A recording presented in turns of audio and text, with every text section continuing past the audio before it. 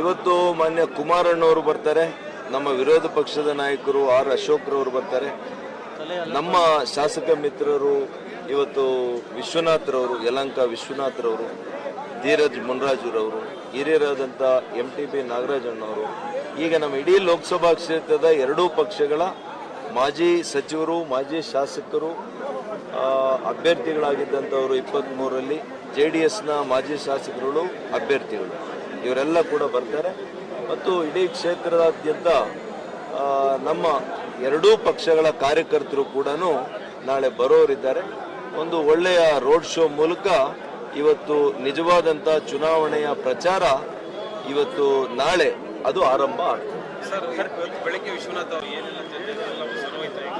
ಇವತ್ತು ನಮ್ಮ ರಾಜ್ಯ ಪ್ರಭಾರಿಗಳು ಆಗಿರ್ತಕ್ಕಂಥ ರಾಧಾ ಮೋಹನ್ ದಾಸ್ ಅಗರ್ವಾಲ್ ಅವರು ನನ್ನನ್ನು ಇಬ್ಬರನ್ನು ಕೂಡ ಅವರು ನಾಷ್ಟಾಗೆ ಇವತ್ತು ತಿಂಡಿಗೆ ಆಹ್ವಾನ ಕೊಟ್ಟಿದ್ರು.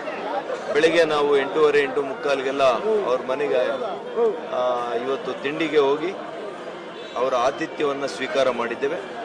ಮತ್ತು ನಮಗೂ ಅವ್ರಿಗೆ ಯಾವುದೇ ವೈಯಕ್ತಿಕವಾಗಿರ್ತಕ್ಕಂಥ ಯಾವುದೇ ಒಂದು ಭಿನ್ನಾಭಿಪ್ರಾಯಗಳಿಲ್ಲ.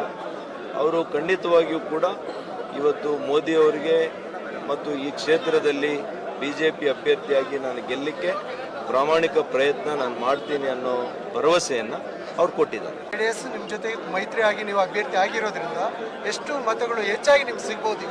ಈಗ ತಾವು 19ರಲ್ಲಿ ನೋಡಿ ಅಥವಾ 15-14ರಲ್ಲಿ ನೋಡಿ, ಖಂಡಿತವಾಗಿಯೂ ಕೂಡ JDSಗೆ ಈ ಕ್ಷೇತ್ರದಲ್ಲಿ 2.5 ಇಂದ 3 ಲಕ್ಷ ಮತಗಳಿವೆ. ಅದು ಖಂಡಿತವಾಗಿಯೂ ಕೂಡ ನಮಗೂ ಕೂಡ ಟ್ರಾನ್ಸ್ಫರ್ ಆಗುತ್ತೆ.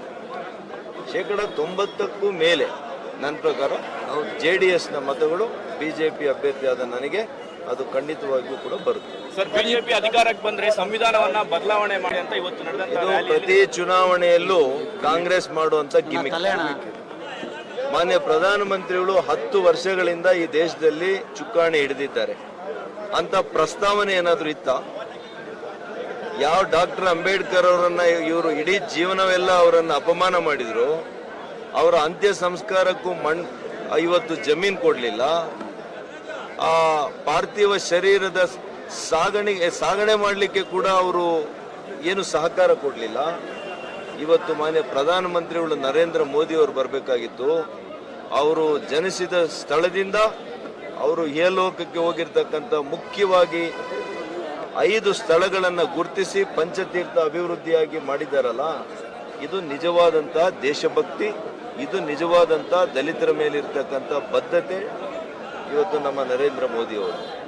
ಅದೇ ರೀತಿ ಇವತ್ತು ದಲಿತರಿಗೆ ಕೊಟ್ಟಿರ್ತಕ್ಕಂಥ ಕಾರ್ಯಕ್ರಮಗಳು ಸಾಕ್ಷೀಭೂತವಾಗಿದೆ.